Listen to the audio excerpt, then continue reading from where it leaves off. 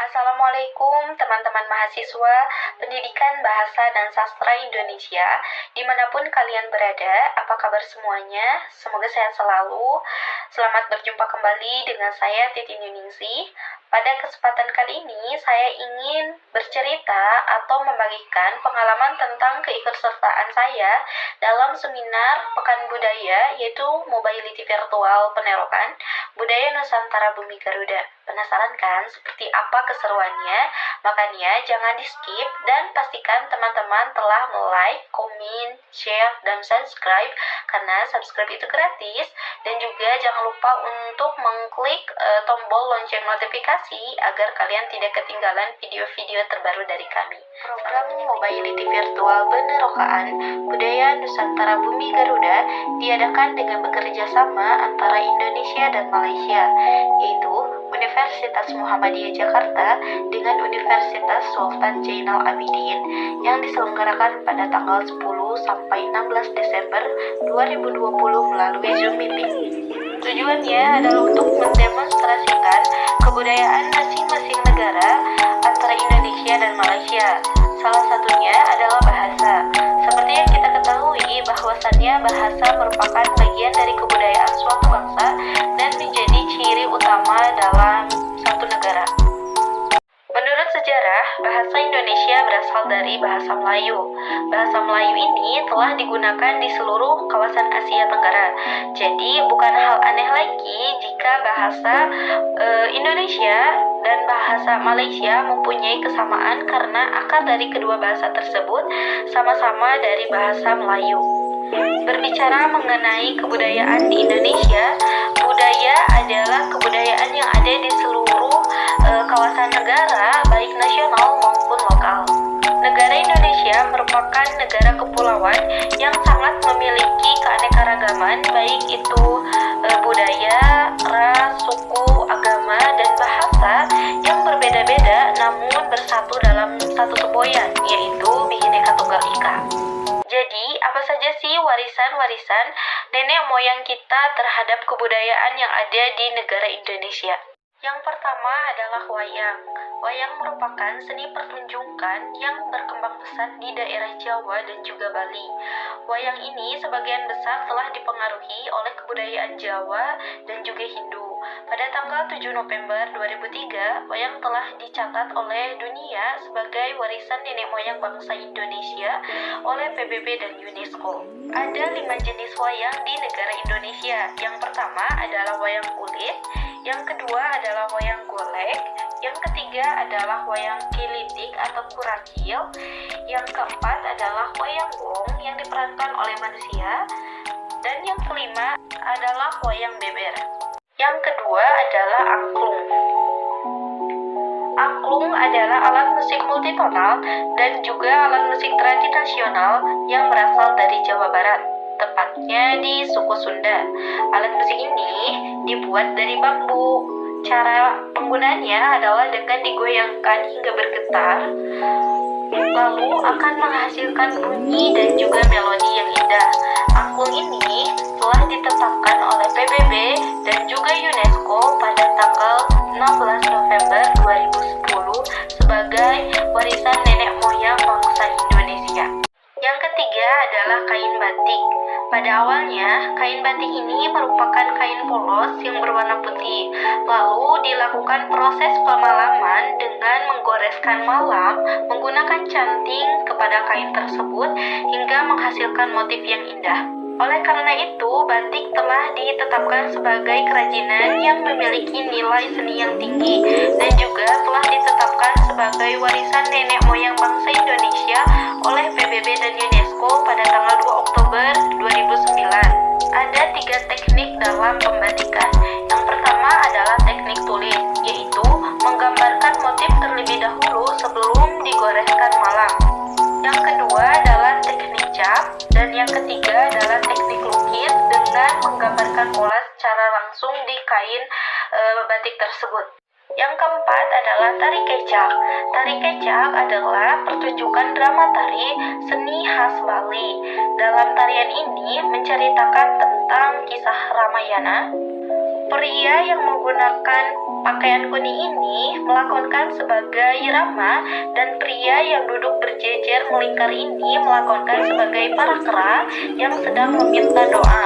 Dalam tarian ini, para kera selalu menyerukan kata cap cap cap sebagai doa atau pemujaan terhadap dewa agar Rama bisa melawan dan mengalahkan Rahwana yang menculik istrinya, yaitu Sinta. Tarian ini sudah ditetapkan oleh UNESCO dan PBB sebagai tarian yang berasal dari Indonesia dan juga warisan nenek moyang bangsa Indonesia.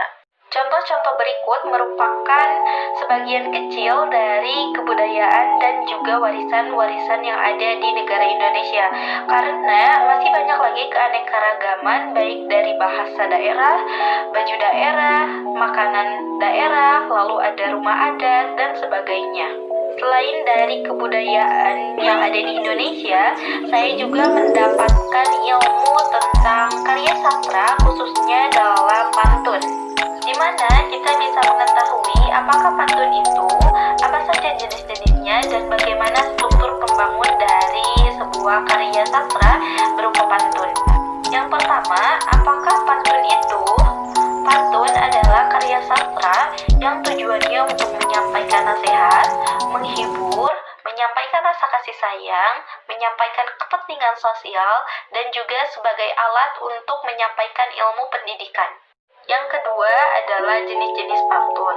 Jadi jenis-jenis pantun ini dibagi menjadi 3 bagian. Yang pertama adalah berdasarkan isi, yang kedua berdasarkan bentuknya, dan yang ketiga adalah berdasarkan siklus kehidupan atau usia. Jenis pantun berdasarkan isi dibagi kembali menjadi 4 bagian, yaitu pantun nasihat, pantun jenaka, pantun teka-teki, dan juga pantun kiasan. Sedangkan jenis pantun berdasarkan bentuknya dibagi menjadi 2 bagian, yaitu pantun berkait dan pantun berkilat. Lalu jenis pantun berdasarkan usia atau siklus kehidupan adalah pantun untuk anak-anak, untuk remaja, untuk muda, dan juga untuk orang dewasa. Sebelum kita membahas pembangun struktur pantun, saya akan mencoba untuk membuat jenis pantun berdasarkan isinya, yaitu pantun nasihat. Jika di antara teman-teman ingin mencobanya, kalian bisa mengirimkannya di kolom komentar di bawah ya. Pantun nasihat. Pergi ke pasar, bawa uang, pulang-pulang, membawa barang. Ingin jadi manusia berkembang, belajarlah mulai dari sekarang.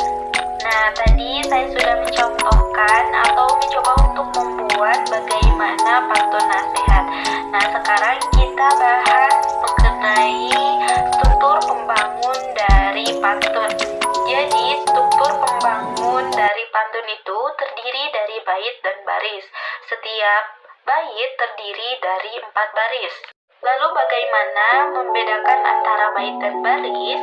Jadi, baris itu adalah keseluruhan kata-kata atau kalimat dari pantun ini, dari awal hingga akhir. Sedangkan baris hanya pergi ke pasar bawa uang, itu merupakan baris pertama, pulang-pulang membawa barang baris kedua, dan seterusnya hingga baris keempat. Dalam satu baris terdiri dari 8 suku kata.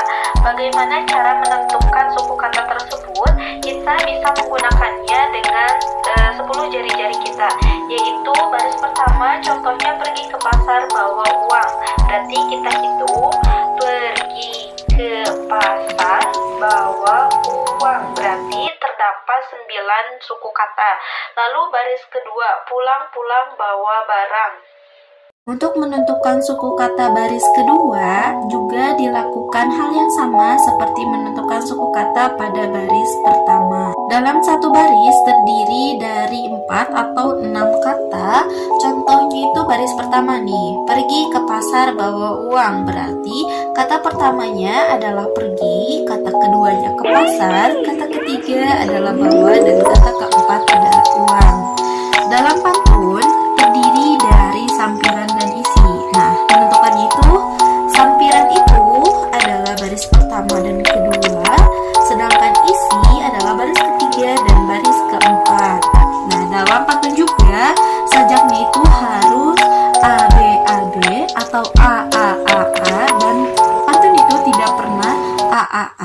atau BBB. Artinya sajangnya itu belakangnya harus sama, harus nyambung dan harus berkesinambungan.